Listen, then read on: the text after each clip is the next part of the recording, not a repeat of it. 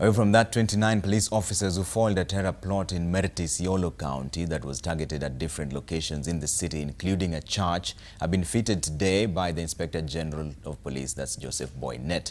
On February this year, the men in uniform intercepted an artillery of weapons and a vehicle rigged with explosives in what was described by police as a well-orchestrated plot to bring down major government installations in the city. The IG hailed their efforts as a big win in the fight against terrorism. On the 15th of February this year, police had a grim discovery in their hands when a vehicle was intercepted in Merti Isiolo. Inside were hand grenades, rifles, bullets, improvised explosive devices and military knives. Police say they had planned to attack a government building and a judicial institution to stage a rescue of a high-value terror suspect facing various charges.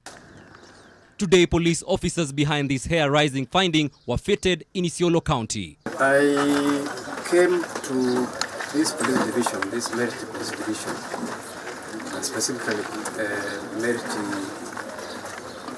police station, which is in Merti County, to commend the DCC and his security team for an outstanding job that they did. Two suspects were arrested in the incident and were identified as Abdi Majid Hassan Adan Keinan and Mohammed Nane Keinan, aged 24 years and 23 years respectively.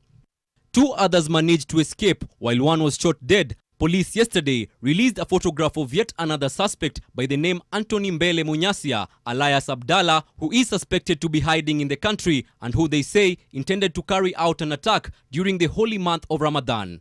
Preventative action that you took meant a lot. Meant a lot to the police, meant a lot to the entire national security infrastructure in this country, meant a lot to the people of this country.